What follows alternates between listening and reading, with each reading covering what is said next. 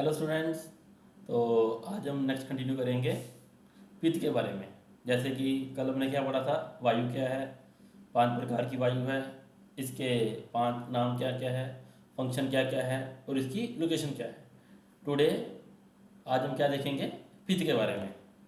देखो, पित्तम पंचात्मकम, 5 प्रकार का ही पित्त होता है। कौन कौन सा? पाचक, रंजक, साधक, आलोचक और भ्राजक।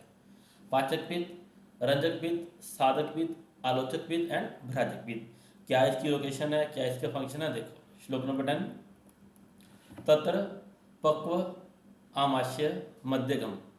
मैं बार बार बोलता हूँ, श्लोक को रीड करने की हैबिट डालो, ठीक है। जितना अवॉइड हो सकते उतना हिंदी को मत पढ़ा करो, श्लोक पढ़ने के सीखो। क्या कह रहे हैं? तत्र पक्व आमाशय मध्यगम, मतलब कि इन बिटवीन द पक्वाशय एंड आमाशय। तो पित्त की लोकेशन क्या है? कौन सा पित्त पढ़ रहे हैं हम यहाँ पे? पाचक पित्त। श्लोक नंबर 10, पाचक पित्त तत्र पक्व आमाशय मध्यगम, इन बिटवीन द पक्वाशय एंड आमाशय। क्या रहता है हमारा पाचक पित्त? पंचभूत आत्म एपि यज तेजस गुण द्यात, तेज गुण, ठीक है। पंच महाभूत होने पर भी, मतलब पंचभूत आत्म पंच महाभूत से युक्त होते हुए भी तेज गुण, उसमें तेज किसको बोलते हैं? अग्नि को, ठीक है। तेज होने में अग्नि, अग्नि गुण की प्रधानता रहती है। त्यक्तम द्रवत्वम, वेरी इंपॉर्टेंट। श्लोक नंबर 11 क्या बोल रहे हैं वो? त्यक्तम द्रवत्वम, ये जो पाचक पित्त है, ठीक है। सारे के सारे जब हमने पित्त के कॉमन गुण पढ़े थे, पित्तम सस्ने उष्ण तीक्ष्ण लघु विश्रम सरद्रवम सूत्रसान अध्याय 1 में, तो क्या पढ़ा था? पित्त का गुण होता है लव द्रव। पित्त जो होता है लिक्विड इन नेचर, लेकिन यहाँ क्या कह रहे हैं? त्यक्तम द्रवत्वम, एक्सेप्ट मीन्स कि ओनली एंड ओनली पाचक पित्त ऐसा पित्त है जो द्रव नहीं होता, मतलब कि पाचक पित्त लिक्विड फॉर्म में नहीं है। Very important question. पाचक पित्त को छोड़कर बाकी सारे पित्त द्रव रूप में होते हैं एक्सेप्ट पाचक पित्त। फंक्शन क्या है इसका? पाक आदि कर्मणाम अनल आदि शब्दिदम। पाक किसको बोलते हैं? पाचन, ठीक है। पाचन कर्म इसका फंक्शन है।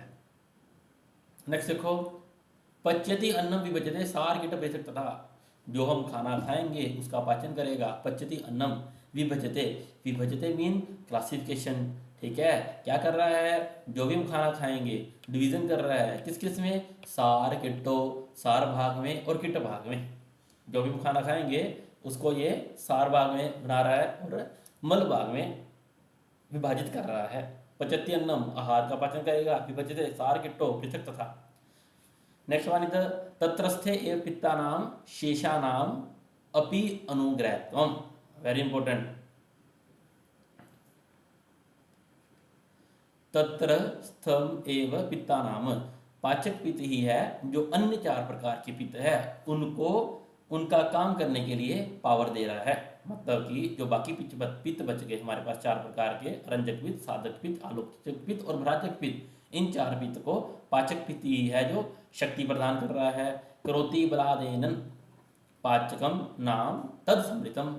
नेक्स्ट देखो, रंजक पित्त। रंजक पित्त का नाम क्या है इसका? अरंजक। अरंजक मीन कलर देना किसी चीज को। तो कलर किसको मिलेगा? रस से रक्त बनेगा, तो रक्त का कलर आना कौन दे रहा है? वो अरंजक पित्त। आमाशय आश्रयम पित्तम रंजकम रस रंजनात्, वो कह रहे हैं आमाशय में रहता है ये पित्त। मीन की व्हाट इज लोकेशन ऑफ रंजक पित्त? आमाशय, आमाशय आश्रय पित्तम रंजकम रस रंजनात्, और रस धातु का रंजन करके उसको रक्त में कन्वर्ट कर रहा है कौन? रंजक पित्त। नेक्स्ट देखो श्लोक नंबर 13, बुद्धि मेधा अभिमान आदि अभिप्रेता अर्थ साधनात् साधकम हृदय तम पित्तम। साधक पित्त की बात कर रहे हैं, तो साधक पित्त की लोकेशन क्या है? हृदय। साधक पित्त कहाँ रहता है? हृदय में। साधकम हृदयम पित्तम, साधक पित्त हृदय में रहता है। फंक्शन क्या है इसके?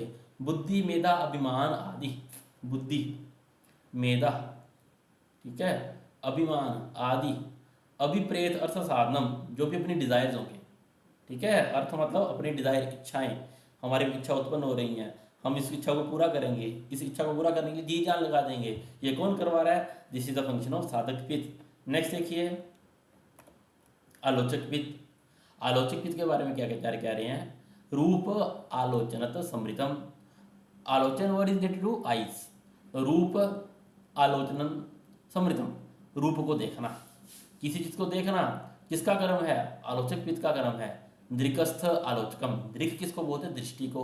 भ्राजक पित्त। नंबर 14, भ्राजक पित्त की लोकेशन त्वकस्थम, त्वकस्थ मीन त्वचा में, ठीक है, त्वचा में रहता है भ्राजक पित्त। भ्राजना त्वचा, और त्वचा का भ्राजन करता है। भ्राजन मतलब उसको कलर प्रोवाइड करने वाला, लस्टर प्रोवाइड करने वाला, और तो और बॉडी का नॉर्मल टेम्परेचर मेंटेन करके रखने वाला। ये सब किसके फंक्शन है, भ्राजक पित्त के। नेक्स्ट हम क्या पढ़ेंगे, श्लेष्मा। श्लेष्मा अर्थात कफ, 5 प्रकार का कफ होता है। श्लेष्मा पंचदा, कफ भी 5 प्रकार का। कौन कौन सा, अवलंबक कफ, अवलंबक, सेकंड इज द क्लेदक, थर्ड इज द बोधक, फोर्थ इज द तर्पक and fifth one is the श्लेषक। अब देखो श्लोक नंबर 15, उरस्थ स त्रिकस्य सवीर्यत। अवलंबक कफ की लोकेशन क्या है, उर प्रदेश, जैसे में रहेगा अवलंबक कफ, क्या करेगा, त्रिकस्य स्ववीर्यत हृदय स्यात् वीर्यत ततस्य एव अंबुकर्मणाम। ये जो अवलंबक कफ है हृदय प्रदेश में रहता हुआ, सत्रिकस्य, त्रिक प्रदेश का। त्रिक किसको बोलते हैं, त्रिक बोलते हैं ट्रायंगल को। तो यहाँ पे देखो, जहाँ पे टी बनेगा, ठीक है, टी का मतलब क्या है, यहाँ देखो टी बन रहा है, here is the clavicle, clavicle और स्टर्नम, ठीक है। तो कह रहे हैं उर प्रदेश में रहता हुआ त्रिक को वहाँ पे धारण कर रहा है, और तो हृदय का भी अवलंबन कर रहा है। और ये कफ क्या कर रहा है, सवीर्यत ततस्थ एवं अंबुकर्मणाम, जो भी बाकी कफ है उनको भी यही अवलंबक कफ है धारण करके रखता है। नेक्स्ट देखो क्लेदक कफ, श्लोक नंबर 16। क्लेदक कफ का मतलब क्या है, क्लेदक वर्ड का मतलब है क्लेदन, ठीक है, टू प्रोवाइड मॉइस्चर। हियर क्या कह रहे हैं वो, यत आमाशय स्थितम, क्लेदक कफ आमाशय में रह रहा है। देखो हम जो भी आहार खाएंगे, जो भी खाना खाएंगे, ठीक है, जब वो आमाशय में जाएगा, स्टमक में जाएगा, गैस्ट्रिक एंजाइम्स के साथ, गैस्ट्रिक जूसेस के साथ मिक्स होकर उसका डाइजेशन स्टार्ट होगा, ठीक है ना। तो ये फंक्शन किसका है, this is the function of क्लेदक कफ। यत आमाशय स्थितम, आमाशय में रहता है।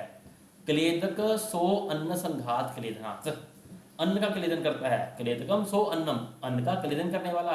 संघात मतलब ब्रेक डाउन करना, जो भी हम खाना खाएंगे उसको माइक्रो लेवल में ब्रेक डाउन करना, किसका काम है सारा, क्लेदक कफ का।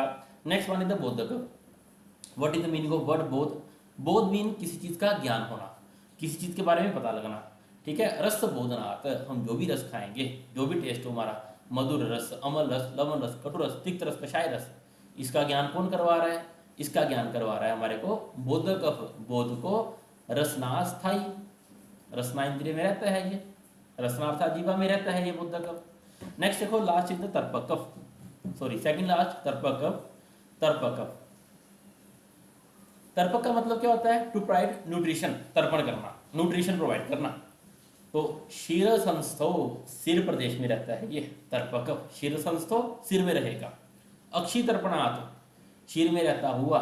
यहाँ पे अक्षी वर्ड से मतलब क्या है, अक्षी वर्ड से मतलब है जितनी भी इंद्रियां हैं, अक्षी, श्रोत्र, घ्राण, रसन, ये सारी इंद्रियां सिर में रहती हैं। शिरस्थो सिर में रहेगा। अक्षी तर्पणात्, अक्षी का, अक्षी आदि इंद्रियों का तर्पण कर्म करता है कौन, तर्पक कफ। लास्ट वन इज द श्लेषक कफ, लास्ट इज द श्लेषक कफ। श्लेषक, श्लेषक मीन श्लेष्मा, ठीक है। तो क्या, लुब्रिकेशन। तो ये क्या कर रहा है, संधि श्लेष्मात् श्लेषक, संधिशु स्थित। संधिशु किसको बोलते हैं, संधि बोलते हैं ज्वाइंट्स को। संधिशु स्थित श्लेषक कफ की लोकेशन क्या है, संधि, ज्वाइंट्स में रहता है श्लेषक कफ। इसका फंक्शन क्या है, संधि श्लेष्मात्, संधियों में लुब्रिकेशन प्रोवाइड करना, किसका फंक्शन रहेगा, श्लेषक कफ का।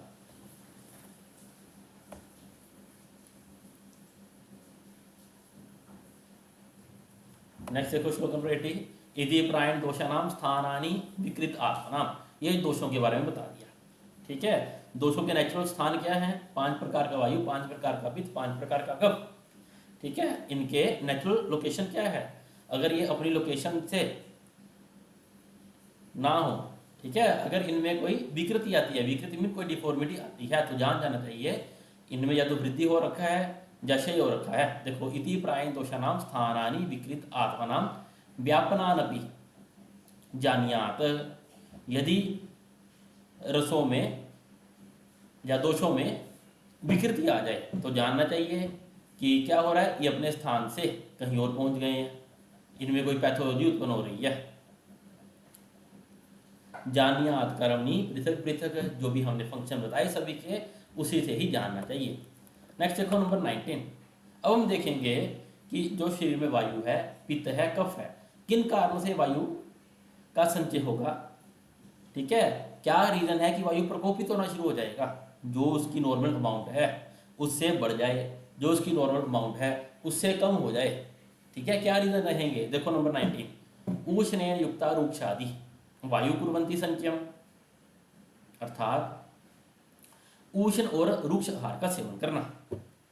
उष्ण आहार का सेवन करना, लेकिन वो रुक्ष, उष्ण और रुक्ष आहार का सेवन करना, ये क्या करेगा, वायु कुर्वन्ति संचयम, वात दोष का संचय करता है। शीतेन कोप उष्णेन शमम, स्निग्ध आदि गुण। शीतेन कोप, अगर सिर्फ शीतल और शीतल के साथ रुक्ष आहार का सेवन करेंगे, ये क्या करेगा, वायु को प्रकुपित करेगा। शीत और रुक्ष गुण से वात प्रकुपित होगा, और स्निग्ध आदि गुणों से, जो वायु के गुण है, स्निग्ध आदि मतलब रुक्ष, लघु, शीत, खर, सूक्ष्म, जल, अनिल, सूत्रस्थान फर्स्ट चैप्टर में पढ़ के आए। यदि इससे अपोजिट गुणों का सेवन करेंगे तो इससे क्या होगा, इससे वायु का शमन होगा। नेक्स्ट देखो पित्त के लिए नंबर 20।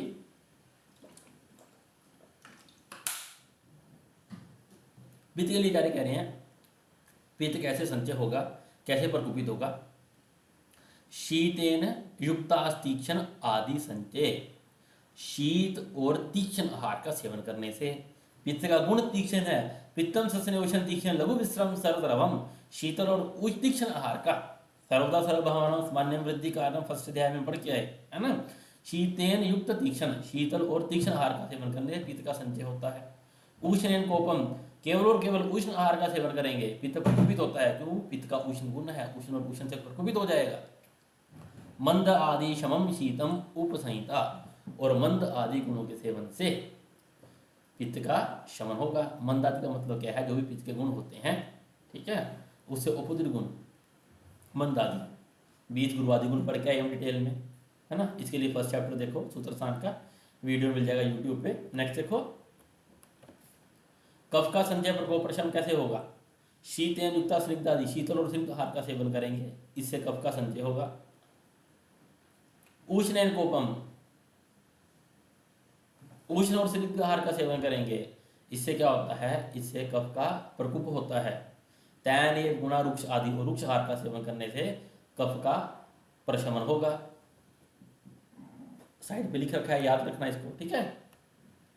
उष्ण और रुक्ष गुण से वायु का संचय हो रहा है, शीत और रुक्ष से वात का प्रकोप हो रहा है, और स्निग्ध आदि आहार का सेवन करने से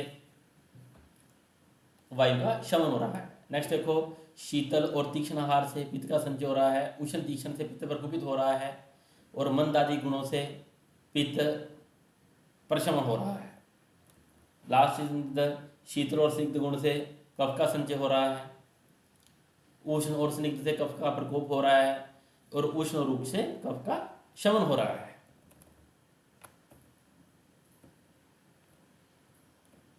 नंबर 24 देखो चय प्रकोप प्रशमन वायु ग्रीष्म आदिषु त्रिषु वर्षा आदिषु तो पित्तस्य श्लेष्मा शिशिर आदिषु। देखो स्टार्टिंग में पढ़ के आए हम सूत्रस्थान में, कौन सी ऋतु में कौन से दोष का संचय होता है, किसका प्रकोप होता है ना। तो याद रखना इसको, ग्रीष्म ऋतु में वात दोष का संचय होता है, मतलब भाई क्या कंसेप्ट है इसके विषय भी बताता हूँ आपको। वर्षा ऋतु में क्या होता है, वर्षा ऋतु में वही वायु प्रकोपित हो जाता है, और शरद ऋतु में ऑटोमेटिकली वायु का शमन हो जाता है। साइमल्टेनियसली वर्षा में पित्त का संचय हो रहा होता है, शरद में पित्त का प्रकोप होता है, और हेमंत में प्रशमन होता है, और शिशिर ऋतु में कफ का संचय होता है, वसंत में प्रकोप होता है, और ग्रीष्म में प्रशमन हो जाता है।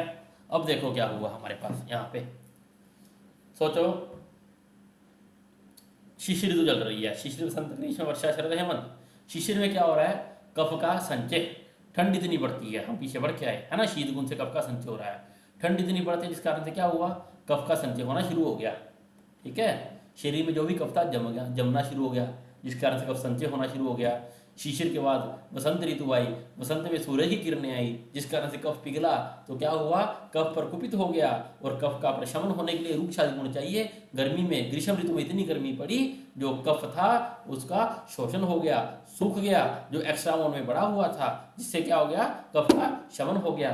सेम ऐसे ही वायु के बारे में देखो, ग्रीष्म ऋतु में क्या होता है, सूखी हवा चलती है, रुक्ष गुण के कारण वात दोष का संचय होता है। वर्षा में ठंडी हवा चलने के कारण, ठीक है, क्या हुआ, जो वायु संचय हुआ था वो प्रकुपित हो गया और शरद दिनों में गर्मी पड़ी, सूर्य की किरणें निकली, जिसके कारण से वायु प्रकुपित हुआ था उसका शमन हुआ। सेम यही कंसेप्ट किसके लिए रहेगा, पित्त के लिए रहेगा। पित्त का वर्षा ऋतु में संचय होना शुरू होता है, गुणों को ध्यान से याद रखना, ठीक है, जो भी पढ़े हमने। शरद ऋतु में क्या हुआ, सूर्य की तीक्ष्ण किरणें पड़ती हैं, गर्मी पड़ती है, जिस कारण से क्या होता है, पित्त प्रकुपित होता है। और उसका हेमंत ऋतु में इतनी ठंड पड़ती है, जबरदस्त ठंड पड़ने के कारण जो पित्त प्रकुपित हुआ था वो ऑटोमेटिकली शमन होता है। नेक्स्ट देखिए श्लोक 25 26, इसको खुद से पढ़ना, अगर कोई डाउट हो तो कमेंट्स में पूछ सकते हो आप।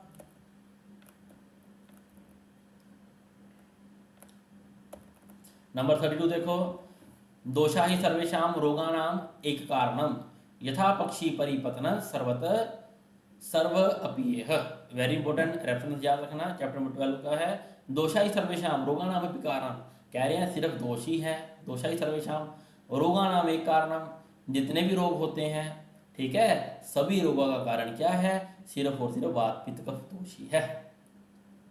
यथा पक्षी परिपतन सर्वत सर्वम अपीयः, जिस प्रकार पक्षी जो होता है सारा सारा दिन उड़ता रहता है, जब भी उड़ेगा लेकिन अपनी छाया को कभी नहीं त्याग सकता, उसी प्रकार दोष कहीं पे भी हो, कोई भी बीमारी लग जाए, लेकिन जो रोग होंगे उसका कारण दोष ही है, ठीक है। दोषाई सर्वेषां रोगाणाम एक कारणम यथा पक्षी परिपतन सर्वत्र सर्वम अपीह, जिस प्रकार पक्षी सारे आसमान में कहीं भी उड़ता रहता है। शायाम एत्येति नाम इत्याम यथाव कृतन अपयद, जिस प्रकार वो कभी अपनी छाया को त्याग नहीं सकता, उसी प्रकार जो भी विकार उत्पन्न होंगे, विकार जातम, जात मतलब ओरिजिन, जात मतलब उत्पत्ति, जो भी विकार उत्पन्न होंगे, विविधम, विविध मतलब अनेक प्रकार के जो भी रोग उत्पन्न होंगे, तीन गुणान अति वर्तनते, उनका कारण यही तीन वात पित्त कफ ही है, ठीक है। नेक्स्ट देखो,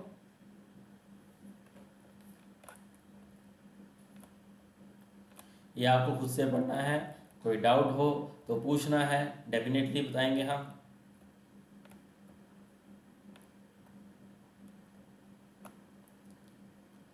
देखो श्लोक नंबर 44,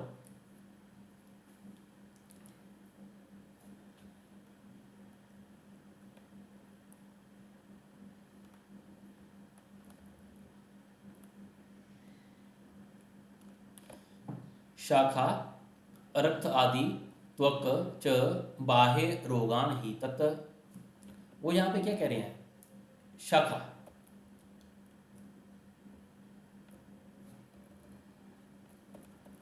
रक्त आदि, रक्त आदि से मतलब क्या है, रक्त आदि मीन रक्त, मांस, मेद, अस्थि, मज्जा, शुक्र, शाखा, रक्त आदि, त्वचा, च बाह्य रोगान ही तत्, ये सब बाह्य रोग मार्ग में कंसीडर होंगे।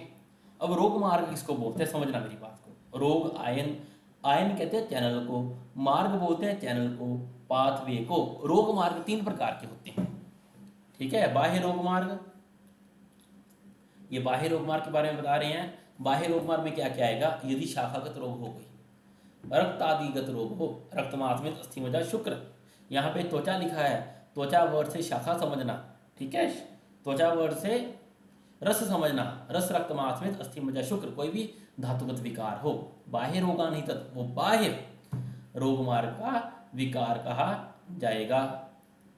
अब देखो बाह्य रोग मार्ग के कुछ एग्जांपल बता रहे हैं, श्लोक 45 देखिए, तद आश्रया, कौन कौन से रोग आश्रित होंगे बाह्य रोग मार्ग में, यहां आएगा हमारे पास मश, मश मीन मशक, ठीक है, मश मीन मशक, जो भी निशान वगैरह पड़ जाता है, तिल जिसको बोलते हैं, ठीक है। नेक्स्ट वन इज द व्यंग, जिसको ब्लेमिशिस बोला जाता है, गंड, फिर है अर्बुद आदि, ठीक है, ये सब क्या है, बाह्य रोग मार्ग के रोग। बहिर्मार्ग, दुर्नाम, गुल्म, शोफ आदिगत। और तो और दुर्नाम, दुर्नाम किसको बोला जाता है? दुर्नाम इज द सिनोनिम ऑफ अर्श, अर्श भी होता है, गुल्म भी होता है, शोथ भी होता है बाह्य रोग मार्ग में। गदा, गदा किसको बोलते हैं? गदा इज द सिनोनिम ऑफ रोग, डिजीज। फिर देखो अभ्यंतर रोग मार्ग, श्लोक नंबर नेक्स्ट 46 में अभ्यंतर रोग मार्ग में क्या आएगा हमारे पास? अंत कोष्ठ महास्रोत आम पक्वाशय आश्रय। अभ्यंतर रोग मार्ग में आता है अंतर कोष्ठ, ठीक है, अंतर कोष्ठ, इंटरनली जो कोष्ठ है। कोष्ठ किसको बोलते हैं? होलो स्पेस को, ठीक है, जहां पे हमारे अंग प्रत्यंग अंदर की ओर रहेंगे उसको बोला जाता है अंतर कोष्ठ। महास्रोत, महास्रोत मतलब एलिमेंट्री कैनाल। आम पक्वाशय आश्रय मतलब आम आशय पक्वाशय, आमाशयगत विकार हो, पक्वाशयगत विकार हो, महास्रोत के रोग हो, ये सब आएंगे अभ्यंतर रोग मार्ग में, ठीक है। अब इसके कुछ एग्जांपल देखो कौन कौन से डिजीज हैं, जैसे तटस्थानाम सर्दी मीन वोमिटिंग, अतिसार मीन डायरिया, ठीक है, सर्दी, अतिसार, काश, श्वास, ज्वर, ज्वर एक आमाशय स्मूथ विकार है, आमाशय से उत्पन्न होने वाली व्याधि है ये। ज्वर, अतिसार, काश, श्वास, उदर, उदर मीन उदरोग, ज्वर, ये सब कौन से हैं? अभ्यंतर रोग मार्ग के व्याधि हैं। अब अंतर्भागम च, और तो और अभ्यंतर भाग में क्या होंगे? शोफ, अर्श, गुल्म, विसर्प, विद्रति। शोथ होगा, गुल्म होगा, विसर्प होगा, विद्रति होगा। अभी आप बोलोगे, क्या बोलोगे? मुझे तो पता है आप सोच क्या रहे हो इस टाइम पे कि अर्श, गुल्म बाह्य रोग मार्ग में भी था, ये अभ्यंतर रोग मार्ग में भी आ गया। ये याद रखना, गुल्म, अर्श, शोथ, ठीक है, ये कॉमन रहेंगे, बाह्य रोग मार्ग में भी रहेंगे और अभ्यंतर रोग मार्ग में भी रहेंगे, ठीक है। गुल्म, ठीक है, और कौन सा आ गया हमारे पास? शोथ, इंटरनल भी हो सकता है, एक्सटर्नल भी हो सकता है। अर्श इंटरनल भी होता है, एक्सटर्नल भी होता है ना, त्वचा में भी हो जाता है अर्श। तो ये सब क्या है? घोटा बिल्कुल नहीं लगाना, ठीक है, कॉमन रहेंगे। उसके बाद देखो मध्यम रोग मार्ग। मध्यम में क्या आते हैं हमारे पास? लिखना इसी के साथ ही, मध्यम रोग मार्ग को बोला जाता है मर्मस्थी संधि। मध्यम रोग मार्ग का नाम है मर्मस्थी संधि।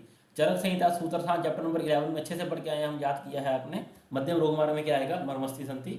इसके कौन कौन से डिजीज होंगे? मरम, त्रिमरम के रोग, 107 मरम में से कोई भी रोग हो वो मध्यम रोग मार्ग का रोग होगा। हृदय, बस्ती आदि, ठीक है, शिर, हृदय, बस्ती, मरम है ये, है ना। फिर देखो क्या कह रही हैं? हृदय, शिरो, हृदय, बस्ती आदि, मर्माणी, अस्थियां नाम के संधि, और तो और जो अस्थियों की संधियां होगी, मतलब ज्वाइंट डिसऑर्डर जो भी होंगे मध्यम रोग मार्ग में आएंगे, ठीक है। जैसे जैसे कौन कौन से रोग होंगे जिसमें? देखो, रोग मार्ग सीतादत्र, यक्षमा, यक्षम किसको बोलते हैं? यक्षमा इज द सन ऑफ राज्यक्षमा, ठीक है। ट्यूबरक्लोसिस, पक्षवध मतलब पक्षाघात, पैरालिसिस, अर्दित फेशियल पाल्सी, मूर्धा मतलब शिरोरोग, मूर्धा is the sun of head, ठीक है, शिरोरोग, संधि अस्थि त्रिक शूल आदि, ज्वाइंट्स में, अस्थियों में, त्रिक प्रदेश में पेन होना। नेक्स्ट देखो श्लोक,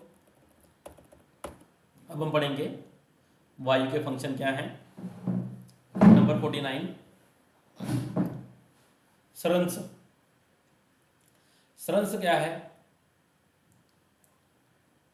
स्रंस मतलब कि कोई भी मूवमेंट होना, ठीक है। व्यास, फैलना। व्यद, व्यद मतलब बांध देना, जैसे रस्सी से बांध दिया हो ऐसे समान लगना, ठीक है। स्रंस, व्यास, व्यद, स्वाप, स्वाप किसको बोलते हैं? नंबरेंस को। व्यंस, व्यास, व्यद, स्वाप, साध, साध कहते हैं एक पेन को, रुक, तोद, भेद, ये सब अलग अलग प्रकार की पीड़ाएं हैं, ठीक है। पेन के अलग अलग नाम हैं। किसके कारण हो रही है ये? वायु दोष के कारण। देखो, अंग भंग, संकोच, हर्ष, तर्ष, ऑल आर ड्यू टू वात दोष। नीचे देखो क्या कह रही है नेक्स्ट चीज, कंप, पारुष्य, शोषीर्य, शोष, स्पंदन, वेष्टम। इसको जस्ट रीड करना है, ठीक है, खुद से पता लग जाएगा। No need to learn this name, be acquainted with this terms, खुद से याद हो जाएगा। स्तंभ, कषाय रस्ता, वर्ण, शाव, अरुण, अपीवा। डिस्कलरेशन होना, आइदर शाव वर्ण या अरुण वर्ण होना, तो जहां जाना चाहिए बात उसके कारण हो रहा है। पित्त के कारण कौन कौन सी प्रकार की वेदनाएं होंगी देखेंगे हम। दाह, बर्निंग सेंसेशन, राग, रेडनेस, ऊष्मा, पाकिता, पक जाना वहां पे, ठीक है। स्वेद, एक्सेसिव स्वेटिंग, क्लेद, श्रुति, श्राव होना, कोथ, गल जाना, सदन, मूर्छा, कटु अमल रस वर्ण, कटु रस का या अम्ल रस का मुंह में टेस्ट अनुभव होना बार बार। ठीक है, पांडु रुग वर्जित, क्या मतलब है इसका पांडु रुग वर्जित? वो कह रहे हैं पांडु के अलावा या अरुण के अलावा, पांडु वर्ण के अलावा या अरुण वर्ण के अलावा, मतलब कि रादर देन पांडु और अरुण कलर, कोई भी डिस्कलर हो बॉडी का, ओला ड्यू टू पित्त दोष। नेक्स्ट देखो, कफ दोष के कारण स्नेह, काठिन्य, कंडू, शीत, गौरवम, बंध, उपलेप, स्थैमित्य, शोक, पाकित्य, अतिनिद्रा, भूदा, नींदना, वर्ण, श्वेत, व्हाइट कलर होना, रस, मुंह का टेस्ट कैसा हो जाना, स्वादु और लवण। ठीक है, मीठा या नमकीन।